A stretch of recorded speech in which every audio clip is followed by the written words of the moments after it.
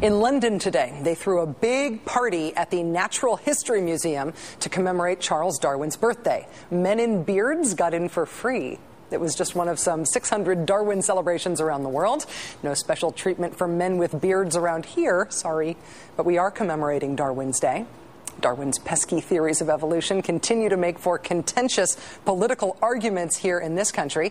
In 2005, you'll recall the Kansas State School Board made national news for its decision to teach intelligent design alongside evolution in public school science classes.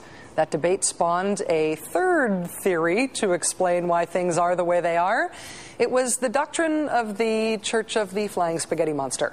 The theory, the religious belief that a big spaghetti monster and he alone created mountains and trees and, I'm sorry, I'm quoting from scripture here, a quote, midget. The monster made the trees and the mountains and the midget. The guy who brought this religion to light was a man named Bobby Henderson, then a 25-year-old student at Oregon State University. In a letter to the Kansas School Board, he insisted that if intelligent design was to be made a part of the curriculum, then the Church of the Flying Spaghetti Monster had to be there too. He said, quote, "We have evidence that a flying spaghetti monster created the universe. None of us, of course, were around to see it, but we have written accounts of it." Henderson also gave specific instructions on how his church's beliefs were to be taught in schools. He said, "It is disrespectful to teach our beliefs without wearing his chosen outfit," which of course is full pirate regalia. Mr. Henderson even offered an explanation for some of the woes that afflict mankind. Global warming, earthquakes, hurricanes, and other natural disasters are a direct effect of the shrinking numbers of pirates since the 1800s.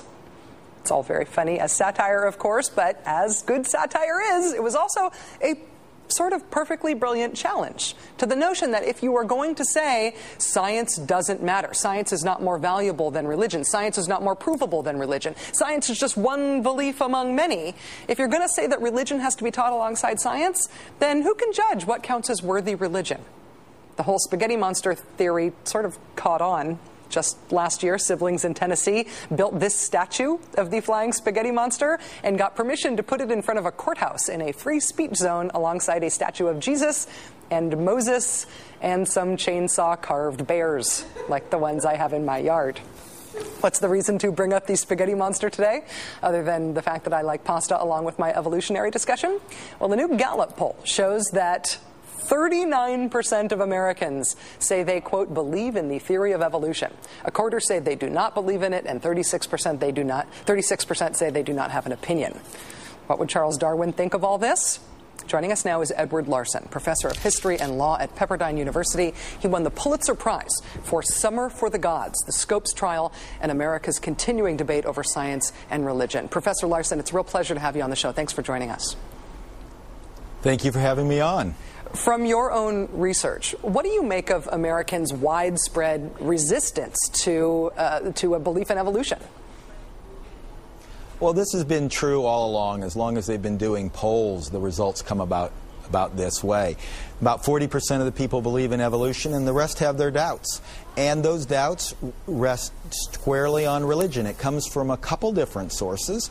One source is the literal reading of the Genesis account, which talks about God creating the earth and all the animals, all the different kinds, and doing it in 6 days. And so if you want to take a literal reading of the Bible, the evolutionary account contradicts it. But then even a broader extent, people wonder that if it's going to be all chance and all Darwin, then it questions a person's worth. So people perceive it that way. So if they hear from their churches and their ministers and the books they read written by creation scientists or some intelligent design people that evolution has its faults and it undercuts religion, well, if people are given the choice between God or Darwin, most of them will choose God. In terms of efforts to debunk Darwin or to rebut Darwin, I'm familiar with those existing efforts right now, but your research shows that there have been aggressive efforts and organized efforts to rebut Darwin ever since Darwin was around. Is there anything that's different about the character of them now? No, it's just we're redoing the same thing. We have the same anxieties about them. Well, the anxieties are basically the same, but if anything, there's a growing fundamentalist impulse in America. So if you go back, the complaints were more that this undercuts the meaning of humanity, and there was a attachment to the Genesis story of Adam and Eve, and that Adam and Eve were created, but there was general acceptance that the earth was very old. Now there's a growing interest reflected in that quarter or more that reject evolution, that they don't just reject that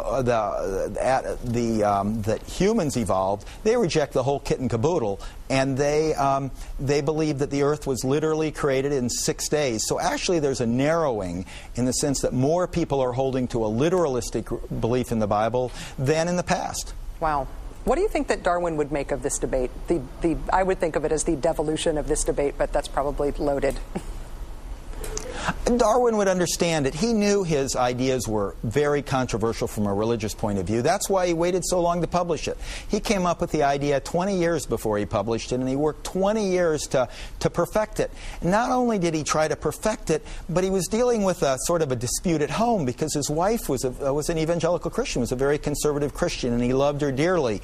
And he didn't want to, he feared contradicting her or undermining her or making her feel bad. And so he held back for a long time out of respect for her. So he knew firsthand the sort of, from his own family and from the people around him, the sort of opposition this would raise. And that's why he tried to get his powder dry and present it clearly. He knew it would face religious opposition. He was opposed by his early teachers, like Adam Sedgwick, one of his geology teachers. There was concern right away. So he knew there was concern. He knew it would take a long time. Just think, it took Copernicus 300 years before the church dropped its ban on Copernican theory of that the earth goes around the sun. And so I think Darwin knew this was in for the long haul. Edward Larson, professor of law and history at Pepperdine University, thanks very much for your time tonight. Happy Darwin Day. Well, thank you. It's been a great day. Thank you.